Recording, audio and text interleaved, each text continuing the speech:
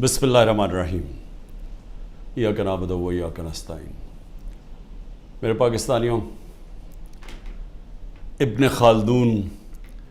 جو دنیا مانتی ہے کہ جو ماڈرن ہسٹری ہے، جو جس طرح ماڈرن تاریخ لکھی گئی، اس کو باپ مانتے ہیں کہ وہ سب سے پہلے اس نے تاریخ کو صحیح معنی میں لکھنا شروع کیا۔ تو ابن خلدون ایک جگہ کہتے ہیں کہ میں نے جتنا قرآن اور اسلام کی سٹڈی کی ہے تو میں ایک نتیجے پہ پہنچا کہ اللہ نے انسان کو دنیا میں بھیجا ہی ایک وجہ سے کہ اللہ کی زمین پہ انصاف قائم کرو۔ انصاف کے اوپر آپ کوئی بھی دنیا کا معاشرہ لے لیں، جب انصاف ہوتا ہے تو وہ معاشرہ اوپر کھڑا ہوتا ہے۔ نبی صلی اللہ علیہ وسلم نے دنیا کی تاریخ کا سب سے بڑا انقلاب تھا مدینہ میں، کوئی اس کی مثال نہیں ہے دنیا کی تاریخ میں، کہ ہجرت ہوتی ہے 622، جنگ بدر ہوتی ہے 625، 313 لڑنے والے، اور 11 سال کے بعد ایک سپر پاور گھٹنے ٹیکتی ہے رومن ایمپائر، اور اس کے اگلے سال دوسری سپر پاور گھٹنے ٹیکتی ہے پرشین ایمپائر قدسیہ میں۔ یہ تو تاریخ کا حصہ ہے،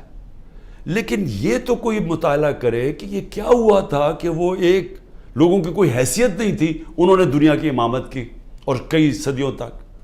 بنیاد انصاف پہ رکھی گئی تھی، عدل اور انصاف، اس کے اوپر وہ معاشرہ کھڑا ہوا تھا۔ اور وہ انصاف ایسا تھا کہ حضرت علی رضی اللہ تعالیٰ ایک یہودی سے کیس ہار جاتے ہیں، قاضی خلیفہ وقت کی بیٹے کی گواہی نہیں مانتا۔ وہ انصاف ایسا تھا جب نبی صلی اللہ علیہ وسلم نے کہا میری بیٹی بھی اگر چوری کرے گی تو اس کو سزا ملے گی، کوئی قانون سے اوپر نہیں ہے، اور جو معاشرے طاقتور کو قانون سے اوپر رکھتے ہیں ان کی حدیث ہے وہ تباہ ہو جاتے ہیں۔ تو آج جو پاکستان ہے، میں اپنے سارے پاکستانیوں کے سامنے یہ بات کر رہا ہوں کہ ہم اب بالکل تباہی کی طرف جا رہے ہیں۔ میں اس لیے نہیں کہہ رہا کہ تحریک انصاف کے اوپر کریک ڈاؤن ہوا ہے،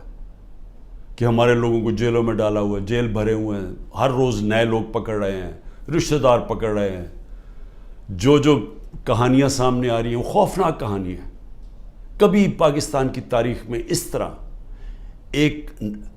ایک ننگا ہو کے ایک طاقت نے اس طرح کا ظلم کیا ہوا اپنے لوگوں کے اوپر، کوئی اس کی مثال نہیں ہے۔ میں مشرف کے مارشل لاء میں اپوزیشن میں تھا، میں نے کبھی اس طرح کا ظلم نہیں دیکھا۔ تو یہ جو انصاف کی دھجیاں اڑائی گئی ہیں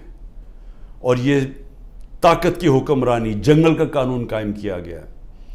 میں سب سے پہلے 2-3 چیزیں کہنا چاہتا ہوں، اور میں پھر اپنی ساری قوم کو یہ بتانا چاہتا ہوں کہ ہم جا کدھر رہے ہیں۔ یعنی کوئی چلیں یہ سب کچھ کر رہے ہیں تو کوئی روڈ میپ ہوگا نا کہ ہم اس سے نکل کے تو خوشحال ہو جائیں گے، کیونکہ اس وقت پاکستانی، میں ابھی آپ کو پھر سے بتاؤں گا کہ ہمارے ملک کے معاشی حالات کیا ہیں۔ تو جس طرح ملک معاشی طور پہ تباہی کی طرف جا رہا ہے تو کوئی تو روڈ میپ ہوگا نا کہ یہ جو ظلم کیا جا رہا ہے، یہ جو پوری جماعت کو ختم کرنے کی کوشش کی جا رہی ہے، کہ اس کا کوئی ملک کو تو کوئی فائدہ ہو نا۔ تو میں سب سے پہلے میں یہ چیزیں اس لیے کہنا چاہتا ہوں کہ میں یہ کبھی یہ سوچتا نہیں تھا کہ میرے ملک میں اس طرح کی چیزیں ہوں گی۔ جیسی بھی حکومتیں آئی ہیں، ایوب خان کا مارشل لاء آیا، ضیاء الحق کا آیا، سنا بڑا پیپلز پارٹی پہ سخت مارشل لاء تھا، لیکن جو پیپلز پارٹی کے معراج محمد خان تھے وہ مجھے بتاتے تھے، کیونکہ وہ ہماری جماعت میں ایک وقت پہ ہم نے ان کو سیکرٹری جنرل بنایا تھا، تو وہ مجھے بتایا کرتے تھے کہ ضیاء الحق کے زمانے میں کیا تھا، اور مشرف کا میں آپ کو خود بتا دیا، کبھی اس طرح کا ظلم نہیں ہوا۔ سب سے پہلے تو خواتین کے اوپر کبھی ایسا ظلم نہیں ہوا، کبھی چادر اور چار دیواری کو اس طرح بے شرمی سے، یعنی کبھی اس کو انہوں نے چادر اور چار دیواری کا جو احترام ہوتا ہے اس کو تباہ نہیں کیا گیا۔ عورتوں کے اوپر ہی میں کبھی اپنی زندگی میں نے نہیں دیکھا کہ ہمارے ملک میں عورتوں سے یہ برتاؤ کیا جو کیا جا رہا ہے آج، صرف اس لیے کہ وہ یہی نہیں تحریک انصاف کی کوئی ممبرز ہوں یا کوئی آفس بیرر ہو، جو ٹویٹ بھی کرتی ہیں، جو حمایتی بھی ہیں، جو ووٹر بھی ہیں، ان کا بھی پتہ چلتا ہے، ان کو پکڑ لیتے ہیں۔ تو ایک اسلم اقبال نے ایک لیٹر لکھا ہے،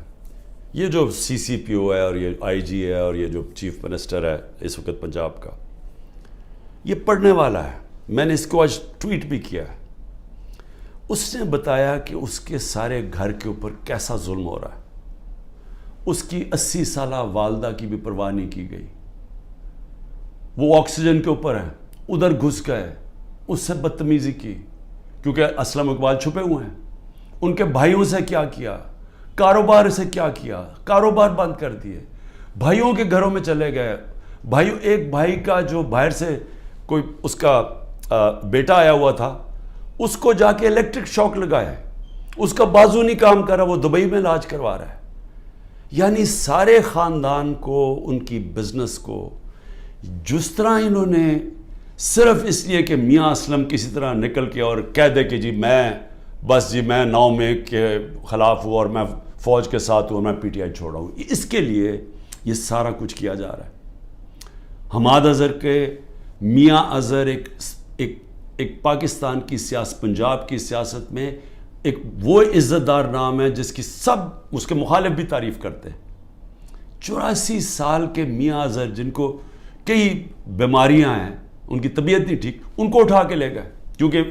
حماد اظہر نہیں تھا۔ باقی لوگوں کے گھروں میں گھس کے، یعنی جو میں کہانیاں سن رہا ہوں،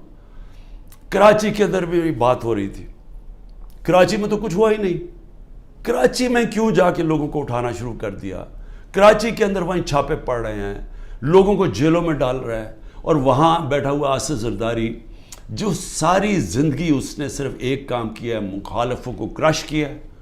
مخالفوں کو ختم کیا ہے، جھوٹے کیسز، اور جو خریدا جاتا ہے اس کو خرید لیتا ہے، باقی ساروں کو وہ ختم کرتا ہے جو مافیاز کرتے ہیں۔ وہاں ظلم کیا جا رہا ہے، ہر ایک کے اوپر ایف آئی آر ہے، لوگ چھپے ہوئے ہیں، اور صرف ایک طریقہ کہ آپ جناب پارٹی چھوڑ دیں تب وہ ٹھیک ان کو نکل جاتے ہیں۔ یہ بھی سوچ لیں کہ آج ہمارے انصاف کے نظام، یعنی یہ کیسے کوئی اس طرح کہ آپ کے اوپر ہر قسم کا کیس ہے، دہشت گردی کا سب کیس لگا ہوا ہے، جیسے ہی آپ نے کہا میں پارٹی چھوڑا ہوں کیسز ختم۔ تو یہ کیا ہماری عدلیہ، ہماری لیگل کمیونٹی یہ نہیں دیکھ رہی کیا ہو رہا ہے؟ کیونکہ یہ تو سارے دنیا میں کسی بھی قانون یہ اجازت نہیں دیتا۔ تو اس کے علاوہ، ان کے علاوہ میں صرف یہ بتانا چاہتا ہوں کہ کراچی کے اندر جس طرح لوگوں کو انہوں نے جیلوں میں ڈالا ہوا ہے، اور جو مجھے سب سے زیادہ تکلیف ہے کہ جو ہمارے لوگوں کو، اگر جیل کے اندر جگہ 20 لوگوں کی ہے تو وہاں 60 لوگ بھرے ہوئے ہیں، وہ سو بھی نہیں سکتے، کئیوں کو کھڑا ہونا پڑتا ہے، کوئی سوتے ہیں، کھانا نہیں صحیح دیتے،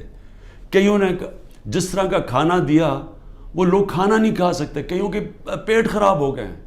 یعنی ان کنڈیشنز کے اندر سیاسی ورکرز کو رکھا ہوا ہے، جو سب سے شرمناک بات ہے، کیونکہ کوئی مجرم نہیں ہے یہاں، اتنے بڑے مجرم